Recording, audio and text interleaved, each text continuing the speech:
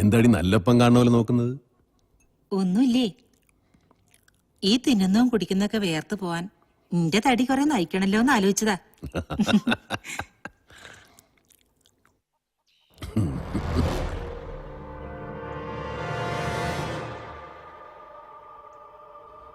അടുത്തിരിക്കേ.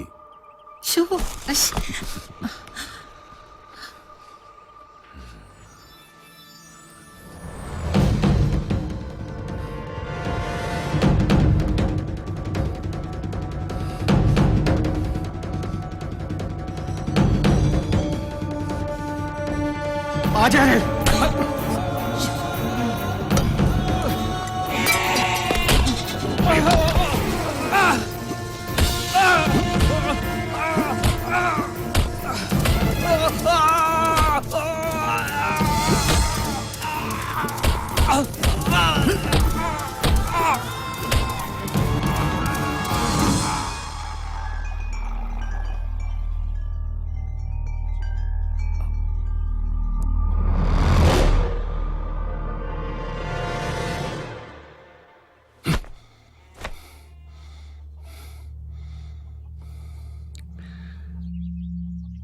ആ കുപ്പിയും എടുക്കടി.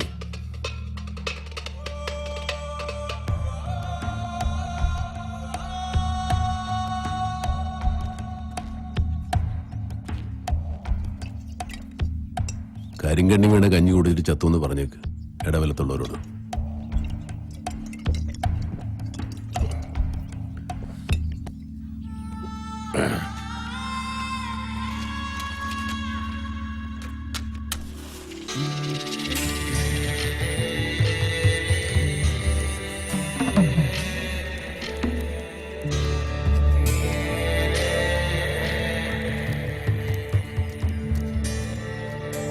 ഉദയനെ മരിച്ചതോടെ പിന്നെ ചീരു ആജിയുടെ സ്വന്തമായി.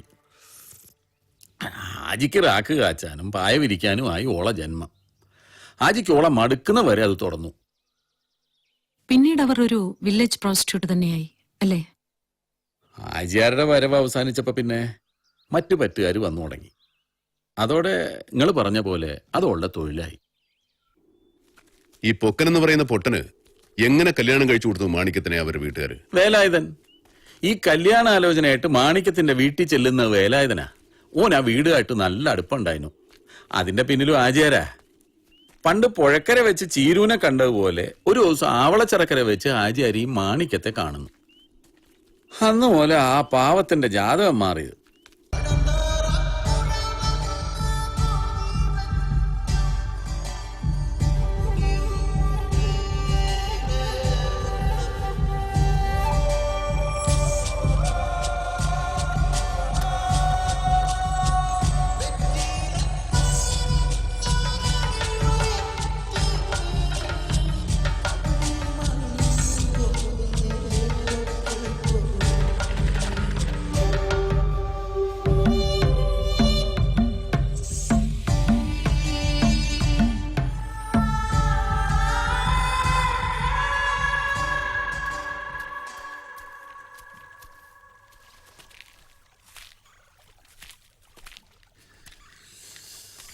ഏതാടാ പെണ്ണ്?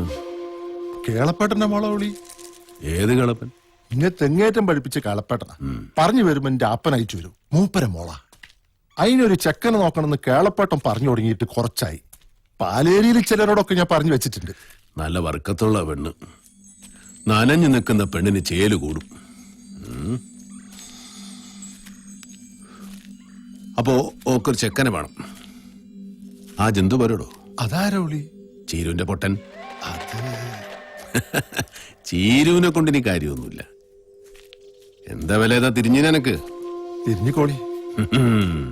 അപ്പോ അവളക്ക് വന്ന് വെറുതെ ഇല്ല.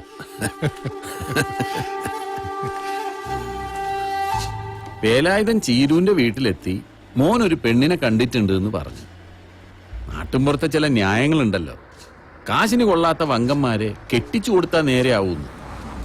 ചീരുവാണെങ്കിൽ ഇനി എന്തായാലും വേണ്ടില്ല എന്നുള്ള അവസ്ഥയിലും ആയിരുന്നു.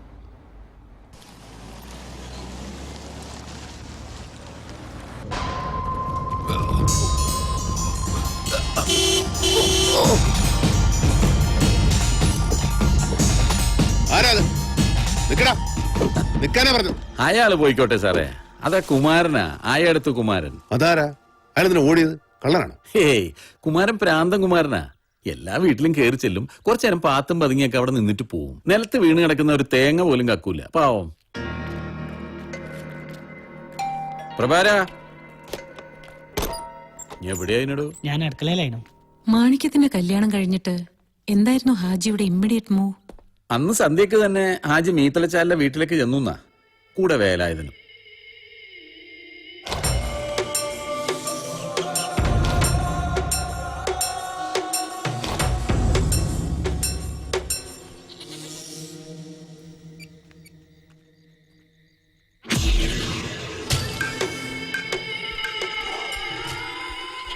ആചാര്യ ഞാൻ കണ്ട്. നിങ്ങൾ അവളോട് പറഞ്ഞോ? ഞാൻ എന്താ പറയാ വേലേതാ? എങ്ങനെയാ പറയാ? ഞാൻ പെറ്റാലെങ്കിലും എന്റെ മോള് തന്നെയല്ലേ.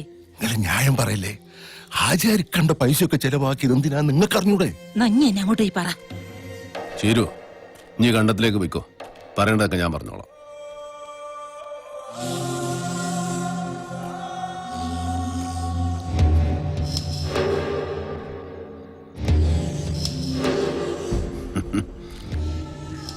ബാബണ്ണെ, ഞാൻ തന്നെ ശരിക്കൊന്ന് കാണട്ടെ.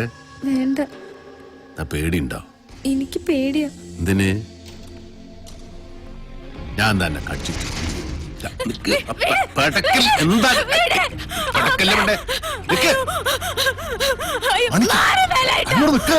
മാണിക്കേ,